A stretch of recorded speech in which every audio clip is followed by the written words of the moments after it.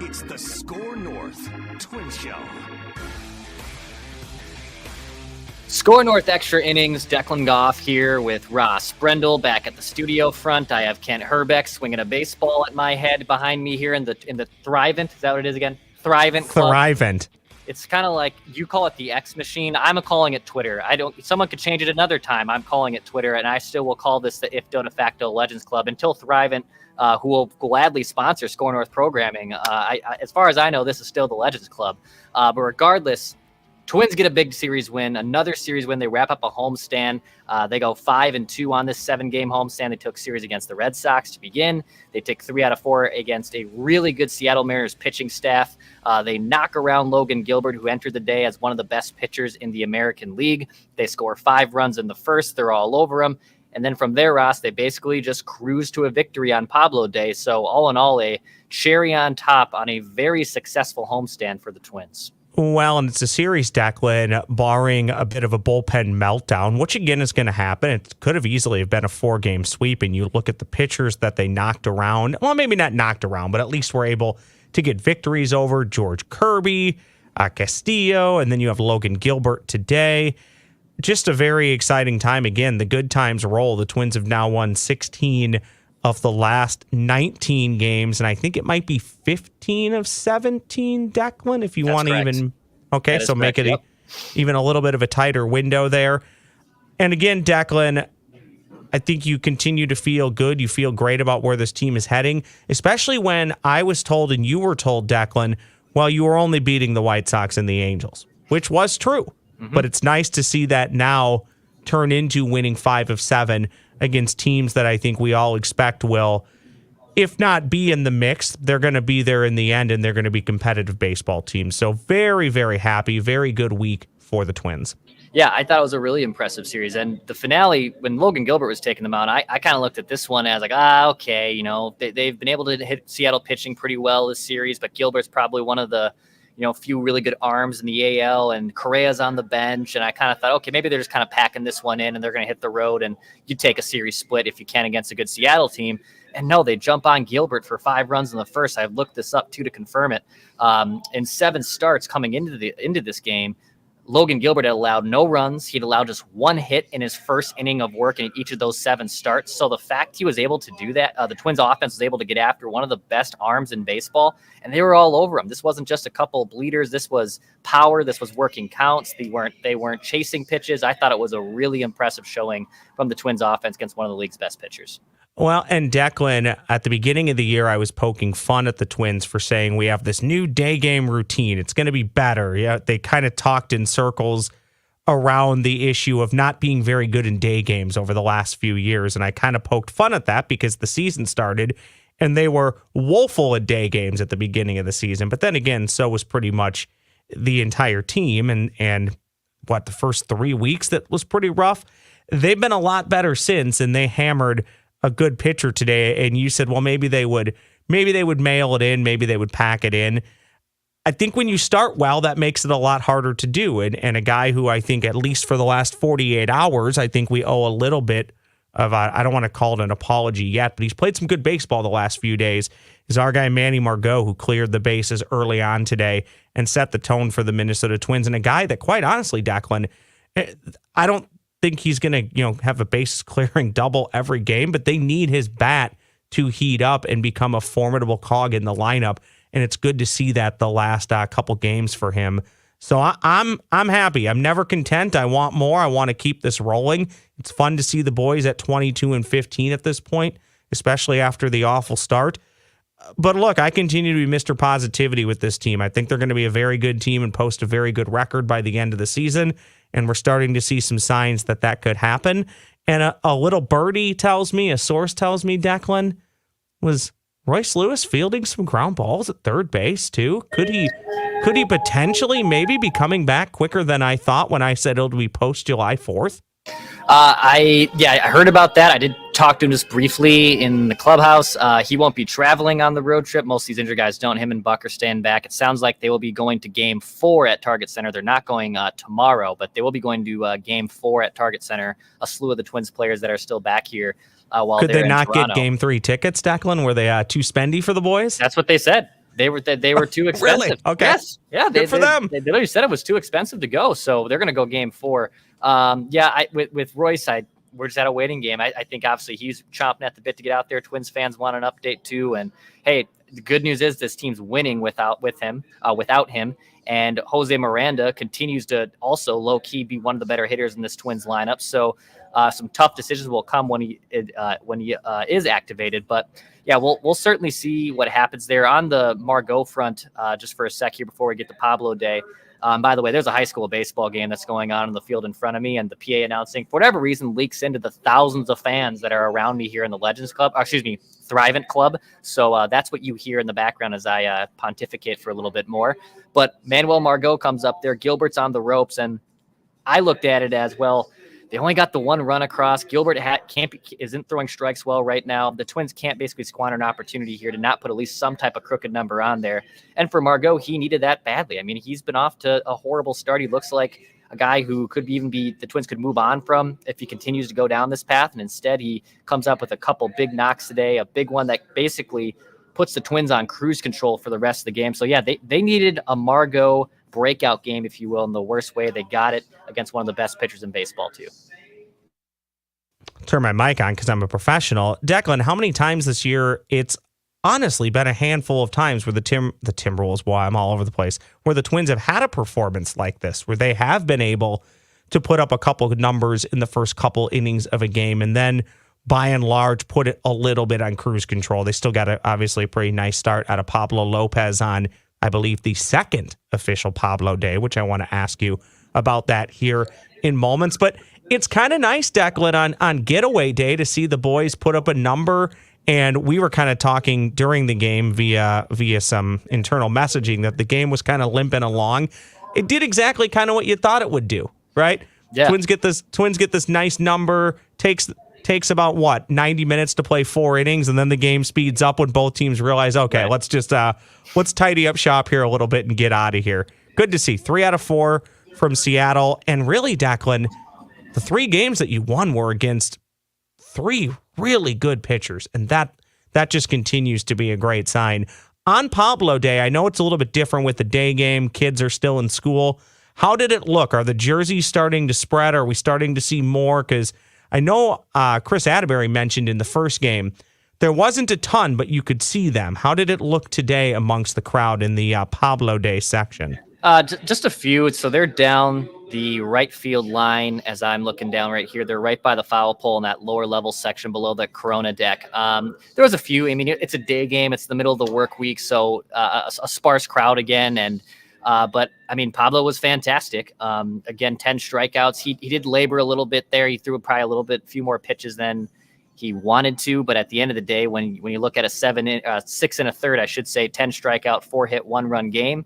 You got to love that from your ace. And the Twins bullpen was absolutely taxed coming into this. They needed their starting pitcher to at least go into, if not finish, the 7th inning. By the way, I did confirm with Pablo because our great graphics department and AJ Fredrickson always puts together great graphics. And, this is Pablo Day as I try to show this on the screen here a little bit. Can we see? There we go. That's better. There you go. That's perfect. Look at you. I was like, are you an Office fan? Because, I mean, I'm an Office super fan. I love The Office. And he was like, oh, yeah, I binged it all during COVID. And I was like, are you familiar with Pretzel Day? And he said, oh, is that the one where him and Stanley get jacked up on pretzels and Michael passes out because he ate too much sugar? And I'm like, that's exactly what happened. So he was a big fan of the Pretzel Day. He had all 5 pitches also on the field working too. So a big outing from their ace when their bullpen, the Twins bullpen, needed that the most from their starting pitcher. Did you get into an Office reboot with Pablo Lopez? His thought on, I think we can call it a reboot, right? That's what it would be?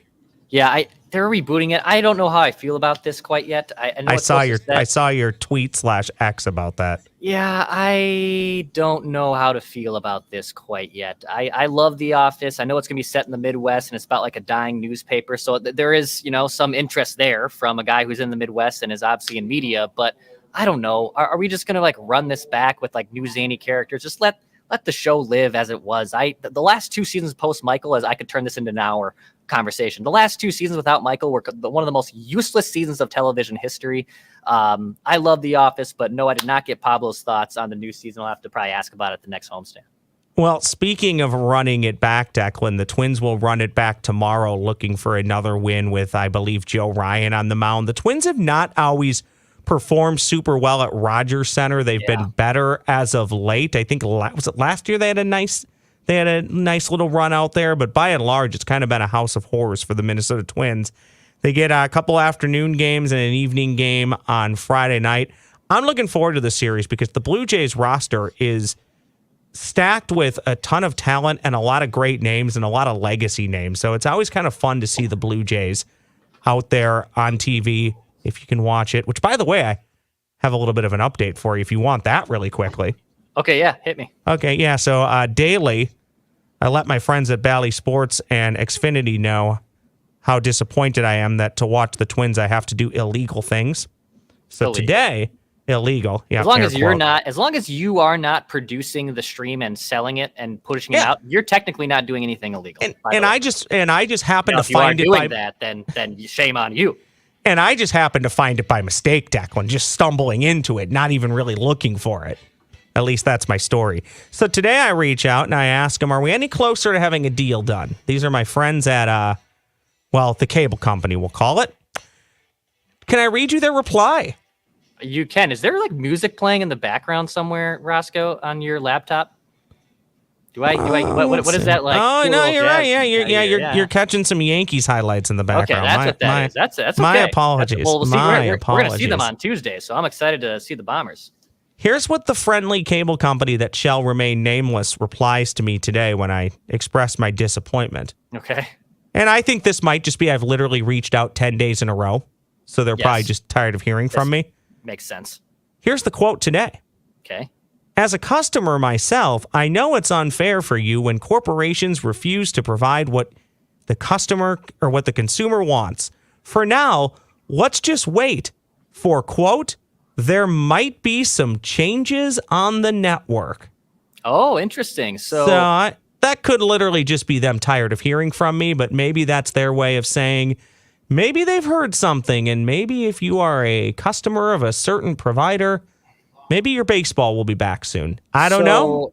That's just what they tell me. That's interesting because I ran into a great woman named Sue. She's a big fan of Score North. She was here in the Thrivent Club as I entered today to get to the ball game. She stopped me. And not Sue, the organ player. This is not Sue Sue Nelson, the organ player. This was just Sue, a lifetime season ticket holder who told me she's been over to 950 Twins games.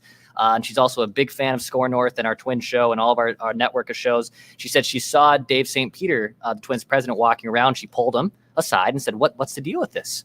Is there going to be a resolution? And he said, I can assure you we're working on it. So if that couples with the quote, that couples are right from the president of the GD Twins themselves. So yes, hopefully fans can watch it. I'm paying for Fubo right now, but again, I don't know.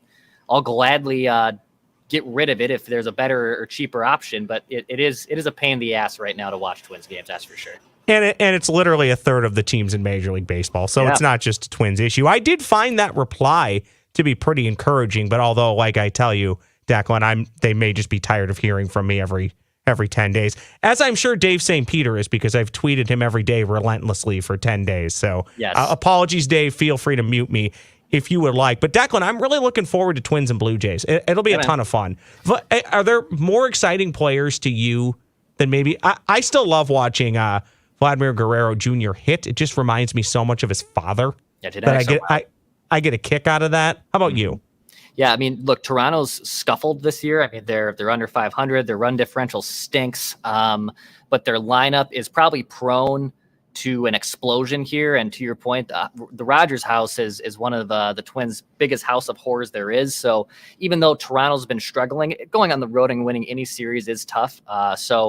I mean, this is a very important plan. I laid out the what was called the Dex Plan 2.0 after successfully nailing the first plan.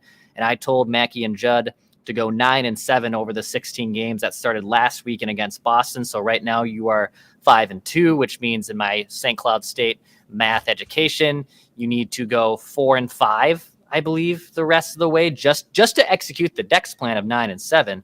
And I mostly had caveats in that of I want series wins against New York Yankees, which come to town here after that weekend series, and in Cleveland to wrap up some of that 16-game plan. So the Twins are batting ahead of schedule in the Dex 2.0 plan. We'll see what happens because those are the measuring stick series, Roscoe. Like the Yankees are off to a great start.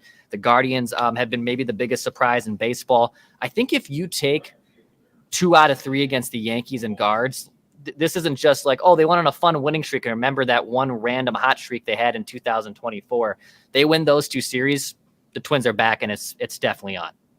Well, and I think if you get to June 1st, we've talked about this on a lot of the pods that I've joined with you, Declan. If you get to June 1st and you're in the mix and you're comfortably over 500, which I would say at this point the Twins are 7 games over at date of record, I think you feel really good about that. And the old Billy Beane philosophy is April and May, you just let your team do their thing. June and July, you've seen April and May, so you have a good chance to try and improve your roster, which I think that this front office will try and do. I know some people will scoff at that, but with whatever limitations they set on themselves and whatever's available to them, I think they will try and make this team better in June and July. And then Declan, in August and September, you sit back and hope that it all works out. And I think the Twins are trending in that direction to, I don't want to say put pressure on the front office, but to let the front office know, okay, hey, we're here. We're a good ball club. And if there's anything you can do to help us out, go ahead and do it. And I think over the next couple of weeks, the Twins will have the opportunity to reinforce the opinion that I believe that this is going to be a playoff team. And you look, Declan, you do have a lot of tougher games, but you also get to go to the Nationals. You get the Royals at home. Imagine if you can just take 3 or 4 from the Royals and maybe start to put the Royals on the back burner as the weather heats up. That would be fun. You get to take on the Rangers again. So there are some tougher games here in this stretch. But if the Twins can be, I don't want to say competitive, but if they can be 500 or better, they're going to be in a good spot when the calendar turns to June 1st. And I teased this yesterday on Extra Innings with Age. Little breaking news on the Extra Innings content front. This show will be hitting the road the weekend after this to Cleveland. I'm going to Cleveland next weekend, and I'm going to be at each game for the Guardians series. So I will actually be on the road for that first time. So I'm very excited. I've never been to Cleveland. I've never been to is it still Progressive Field? Is it, I don't know. They change names and branding all the time. I know it's not Jacobs Field. It used to be Jacobs Field, right? I think it's still Progressive and yes, Field? It used to be Jacobs, and it's a field every year I look at trying to find a way to get there, and I still have yet to be there. So I'm pretty jealous of you that you're going to cross this off the list. So I hear good things about the park, too. So I hope you enjoy it. Yeah, I'm really excited to go. It should be an absolute blast. Ross, what you got for a hit quitter? I can't talk right now. Hit it and quit it. What is your quick hitter question for me here on the Extra Innings? Let's just call it that. I like the hit it and quit it. Maybe we'll throw it out to the listeners and the viewers of what to call this besides quick hitters, but quick hitters works. Maybe we call it the closer. I don't love that we do this so early, but at least we're almost in mid-May. I love that we've played 30 games and everybody starts talking about all-star votes and who's going to be the all-star and who's going to represent your team. But I've heard a lot of talk about it the last few days, so I'm gonna steal it and I'm gonna throw it to you. Who will represent the Minnesota Twins at the All-Star game? Right now, I think there is only one. We'll call it a lock, Declan, and then maybe there's another guy or two that as we approach July could work their ways into the conversation. But I do think there's one lock right now, and he will likely not be voted in. He will be a replacement. Do you want that name right now and you can agree or disagree? Or do you want me to see if you say what I think you'll say? Well, Ryan Jeffers. Yep, that's it. That's your lock. He's your for sure. If you're only getting one, that's your all-star. Yeah, so Jeffers, I'd be shocked at this rate if Jeffers doesn't go. And look, he plays a position that is hard to produce from offensively. Now, the Twins do a little bit more of a rotation where, Vasquez and Jeffers basically share the duties. They go every other day. It's very rare both those guys catch consecutive days. Jeffers, I would say, is trending to be a lock. And even though he missed the first basically month of the season, if Duran is healthy and he's just like this electric arm, I can see Duran being, again, maybe a last-minute add or a replacement just because he's one of the most noticeable relievers in baseball. Kepler, we'll see. And I don't know. If he keeps this up, then of course, that's a no-brainer. I would say Jeffers is for sure your lock right now. And after that, we'll see. But I wouldn't be shocked if multiple guys go, as in 2 or more. So yeah, I agree with that. And it's still very early. Remember, the Twins got Pablo in late last year. I would add that Pablo Lopez and Joe Ryan can work their way into the conversation. Joe Ryan could probably already be there. I know it's kind of a useless stat at this point, but there's really no wins or losses there. But I think Joe Ryan could easily be there. I thought he could have been there last year. I was kind of surprised that that Pablo got the nod over Joe last year. I'm glad that Pablo was there, but I think you were kind of splitting hairs as to which one. But I think both those guys could get into the mix. And I don't know, at some point, Carlos Correa is going to go to an all-star game as a Minnesota Twin. He's probably going to have to heat up a little bit to do that. Yeah. But he can maybe work his way in there. But I think for sure, Declan, at this point, barring a massive setback or regression to the mean, I think it's Ryan Jeffers. And yeah, if the Twins are in first place, there's probably another guy or two. But at this point, I think the only one you can say that's deserving of going to the all-star game is Ryan Jeffers. Yeah, Adley Rutschman is a beast for Baltimore, and he's probably the more well-known catcher because of his upbringing being a top prospect. And Jeffers has just exploded onto the scene here. So I bet both those guys would go. I would bet Rutschman probably ends up catching just because he's a more known name. But yeah, Jeffers at this rate, I would be very shocked if he didn't go in. He'd have to go into a tailspin essentially, and I don't really see that happening. The guy's just absolutely locked in right now. Well, let's hope, Declan, for our sake, that a lot more guys get in the mix, because that means the Twins are probably racking up wins and hopefully have a comfortable lead in the American League Central come All-Star game. It's still, I will say this, it's just funny to talk about when you start to hear it. I've heard it on the TV broadcast when I've been able to see it, and also on the radio talking about All-Star games. Like, God, it's still like 55 degrees out most days. You know? I know. The windows had to be closed again today because it was so windy. Like, the windows aren't even open in the press box. There's windows that come open for those that aren't aware. There's windows that open up for the warmer weather, and they had to close them today because it was so cold. It was windy. It wasn't warm in the sun.